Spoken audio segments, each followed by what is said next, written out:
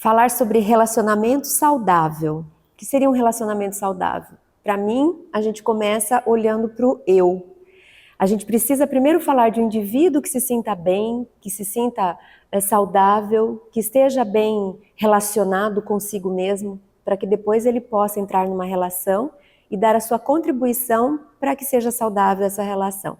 Então, acho que para falar de relacionamento saudável, a gente precisa lembrar que são dois indivíduos, precisam se respeitar enquanto indivíduos, precisam se amar a si mesmos, precisam ter a sua voz validada, seu espaço, seu gosto, seus sonhos, como a Mariana diz, como a Mariana costuma dizer, para que depois esse indivíduo possa então se propor a construir um campo em comum com aquele outro que traz também o seu si mesmo para a relação. Então, acho que começa com essa validação, com essa permissão, com essa autorização, para que cada um continue sendo um e depois dois uns podem formar um ambiente bom, saudável, gostoso para os dois, né? O que vocês acham?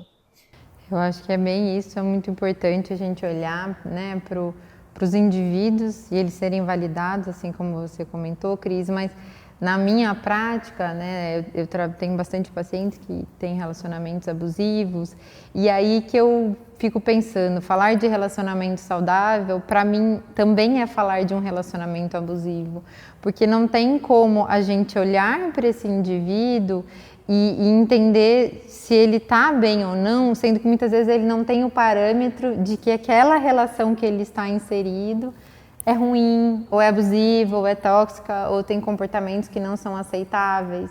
Né? Ao longo do tempo, a gente vai aprendendo a aceitar determinadas coisas.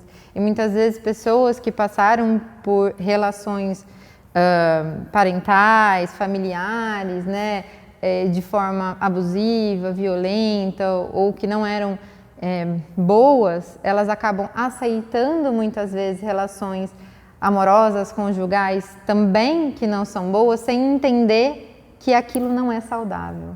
Né? Isso é uma coisa bastante difícil e é difícil da gente olhar e é difícil da própria pessoa reconhecer que ela não está num ambiente saudável, porque ela não tem esse parâmetro, né? O que você pensa, Ângela? Todos os temas que a gente vai conversar ou pensar na vida, eu acredito que a gente chega no autoconhecimento. Então, que é o nosso trabalho, né, na terapia, o indivíduo precisa se conhecer, porque senão ele acaba vivendo coisas e fazendo coisas que às vezes nem se dá conta, né?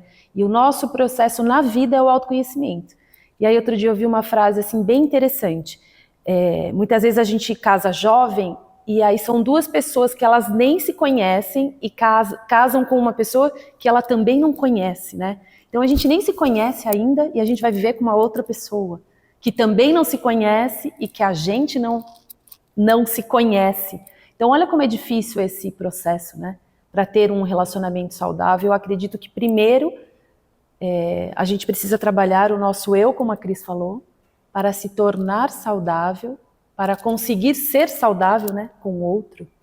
E como que a gente vê em termos de características de um relacionamento? A gente estava aqui conversando antes, batendo um papo, e você trouxe, Ângela, algumas características ou talvez alguns instrumentos que a gente possa utilizar para dar a nossa contribuição para que o relacionamento seja saudável. Você falou da escuta, traz um pouco para a gente o que você pensou. A comunicação é fundamental, né, para qualquer relação. Entre casais ou entre qualquer ser humano, a comunicação é fundamental, né? A gente aprender a se comunicar de uma forma melhor com o outro, eu acredito que a gente vai resultar num relacionamento saudável. Aprender a escutar o outro e a falar, né, a ser escutado também. Eu acho que isso é um dos principais para a gente ter Na comunicação não violenta, preconiza isso, né? O falar e o ouvir são pilares. E eu acho muito bonito porque eles dizem assim, nas minhas palavras, quando você for falar, fale de você.